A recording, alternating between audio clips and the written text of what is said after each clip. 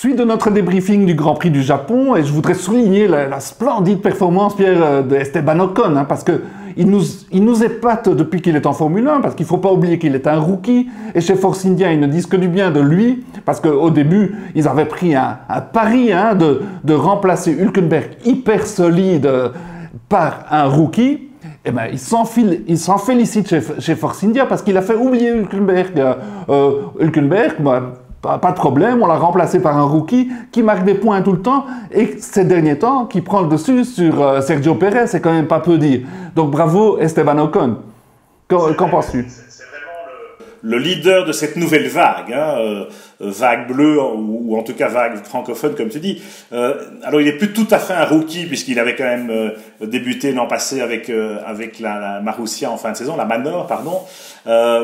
Mais chez Force India, on s'en félicite effectivement. Ils connaissaient le potentiel d'Ocon, mais ce qui est impressionnant, c'est le gars, il fait vraiment très peu de fautes et voilà, il délivre les résultats comme un métronome. Et depuis quelques courses maintenant, depuis la trêve estivale, on sent que il prend un peu la mesure de Sergio Pérez. Il y a eu beaucoup d'intensité dans cette rivalité. Le team n'a pas toujours bien géré une situation qui n'est pas évidente, mais en règle générale, bon, ils sont peut-être passés à côté de quelques gros points avec les petits accrochages ou les petites collisions dont on se souvient entre Ocon et Pérez, mais on peut quand même réaliser que depuis que Checo en plus a été confirmé pour l'année prochaine, je pense qu'ils ont quand même un peu enterré l'âge de guerre et que du coup, voilà, Pérez, on le sentait un peu frustré naturellement d'être battu déjà en qualification et puis d'être derrière en course, mais voilà, il n'a pas tenté le diable et Esteban, sur un circuit comme Suzuka, voilà, être plus vite que Pérez en qualif, ça veut dire qu'il monte en puissance et qu'il continue à progresser. C'est vraiment impressionnant.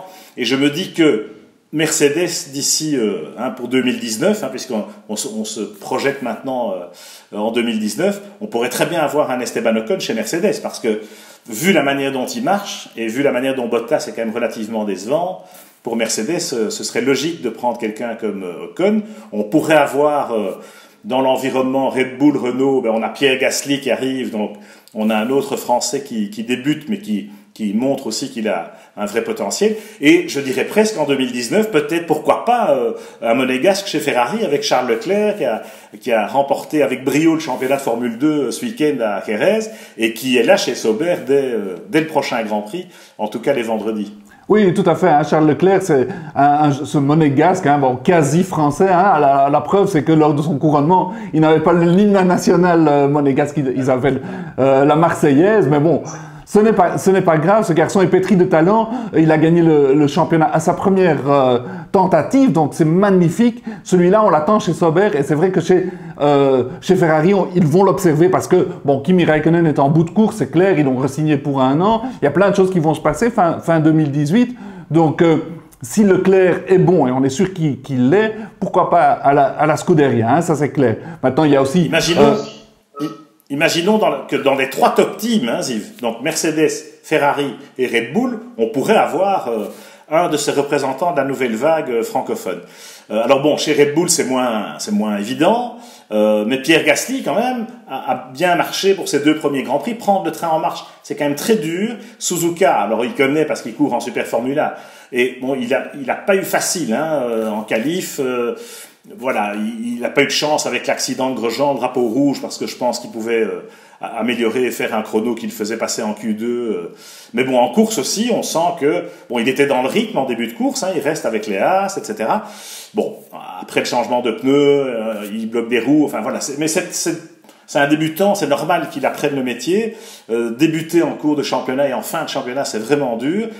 Mais on sent que chez Red Bull, on fait confiance à Gasly, on va le mettre dans la voiture pour la fin de saison, et il va se mesurer à Danny Kvyat maintenant, et puis on verra bien qui sera son équipier en 2018. Mais s'il marche, on sait aussi que chez Red Bull, il y a des potentiels peut-être de promotion à moyen terme.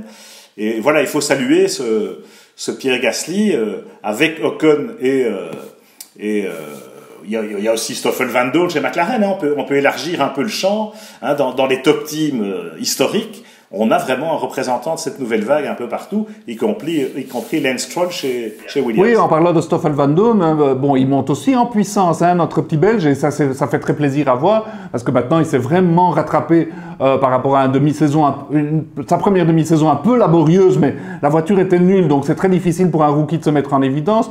Maintenant, apparemment, il a pris ses marques et d'arriver dans le même dixième qu'Alonso à Suzuka, c'est très très très bon.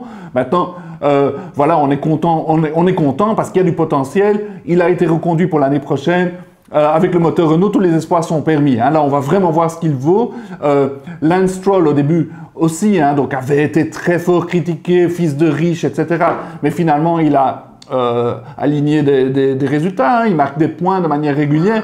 Et évidemment, il est passé un peu à côté des de son erreurs. Grand Prix, hein, Ziv. Sur ce week-end en particulier, Stroll est passé un peu à côté de son sujet. Et il va passer à côté d'autres Grands Prix, évidemment, mais il a des qualités, ce garçon, il a sa place en Formule 1. Non, mais il a 18 ans, on oublie parfois, il a que 18 ans, quoi. Et voilà, Esteban en a 21 maintenant, Charles Leclerc 19, Stoffel était un peu plus âgé. Je crois qu'on doit vraiment se réjouir, c'est très symbolique d'avoir cette nouvelle vague, et on va les suivre de près tout au long de cette fin de saison et surtout de la suivante. Et de la suivante, avec un Grand Prix de France qui arrive au Castellet, on se réjouit doublement.